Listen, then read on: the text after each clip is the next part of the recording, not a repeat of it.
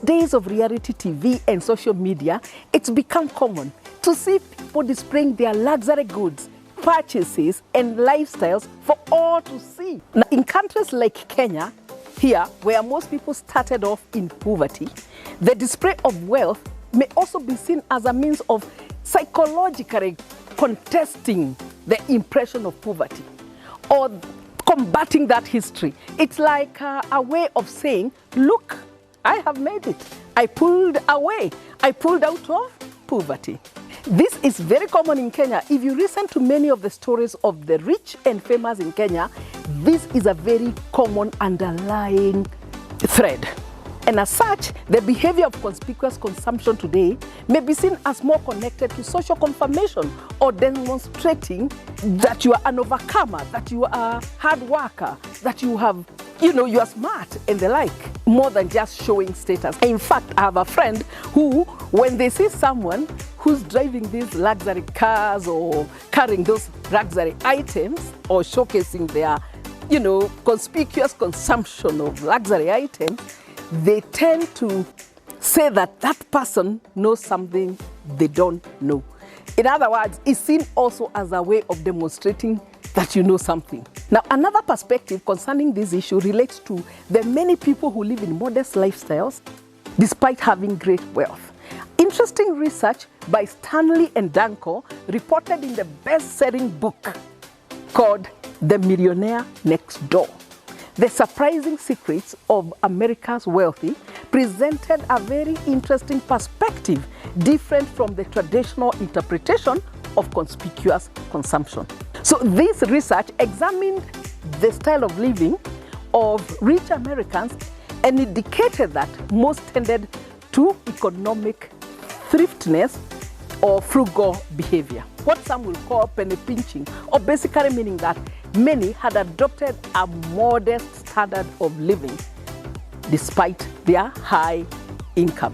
Even here in Kenya, we have many people who live discreet or unassuming lifestyles, even though they have notable wealth. And one notable thing about these groups is how they were able to sustain their standard of living during the recent turndown of the economy based on the pandemic. This means that they are good savers. They tend to retain their money and they do not live on all their income. They are able to save and keep some of their money they earn and can therefore be able to have a smooth lifestyle consistently over time. Then, of course, there is the traditional rich miser types who don't believe in spending on anything at all other than the bare necessities. When their children ask for stuff, they will ask, do you need it? This is the older type of person who came from extreme poverty, made a lot of money, but retained the miser mentality. And they tend to say to their children, do you know I went to school without shoes? And do you know I got my first pair of shoes when I went to Alliance? And that kind of thing. And then the children, I know of this family where when the father told the child that he got his first shoes when he went to Alliance, the father said, your father was poor, mine ain't poor. And that's a difference. So even children have learned how to argue up with this kind of traditional perspectives. Now, one of the interesting things with the traditional miser types, is they will drive beaten up cars, live in unkept homes with old furniture and furnishings, with no renovations at all over the years. They don't even want to employ people to clean up, yet they have all the money in the bank and in investments.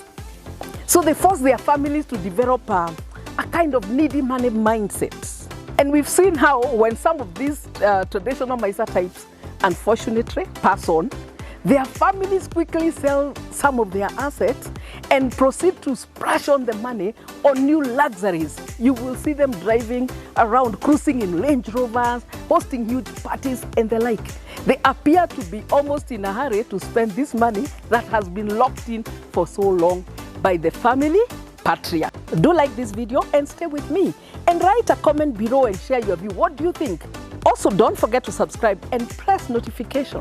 We have TV programs on the most luxurious birthdays of the year, million-dollar homes, billionaire living, luxury vacationing, celebrity lifestyles, plus all those rich kid shows, housewives of wherever, and bring movies that we see on Netflix and elsewhere. There are even shows focusing on the richest pastors in the world or in Africa, the luxury living of religious leaders, and so on. The behavior of conspicuous consumption is associated with the consumption of luxuries on a lavish scale, but in an attempt to enhance one's public image or prestige.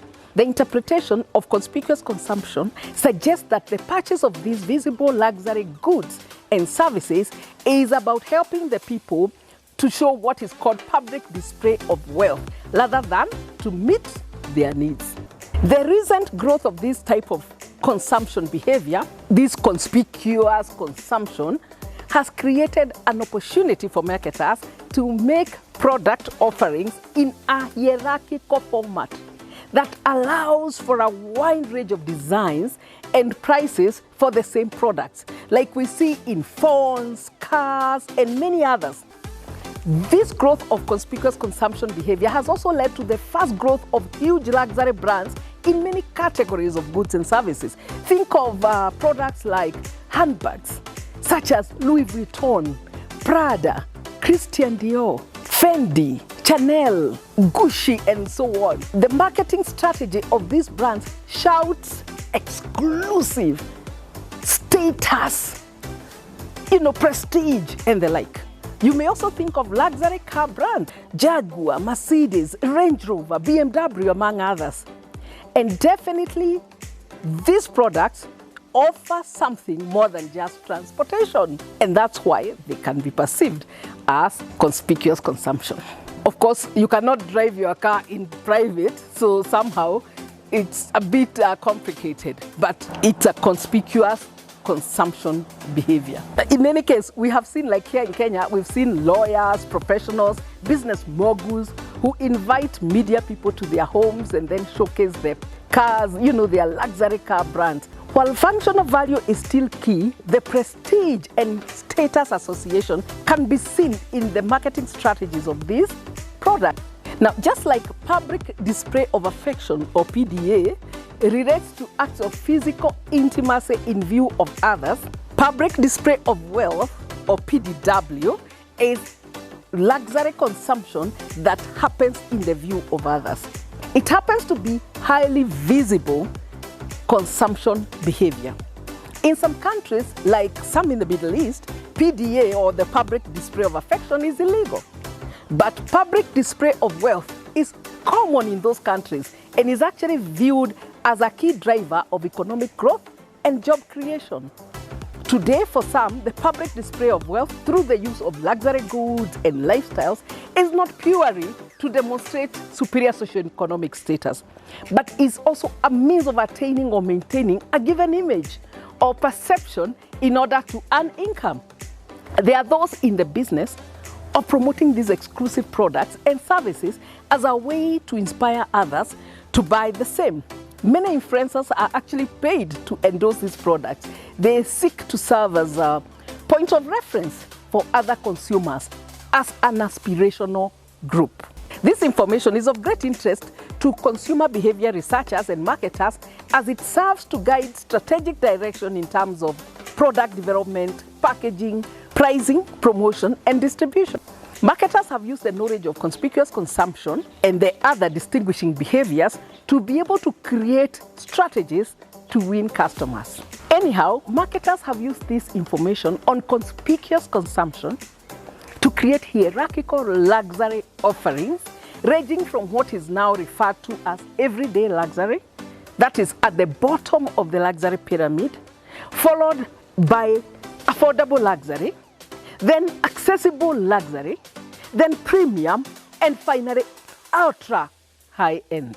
Those are now segments within the luxury segment.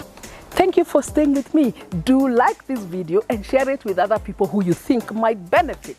If you've not subscribed yet, do it right now and press notifications bell. Thank you so much and best wishes. We all need to elevate our mindsets at this time.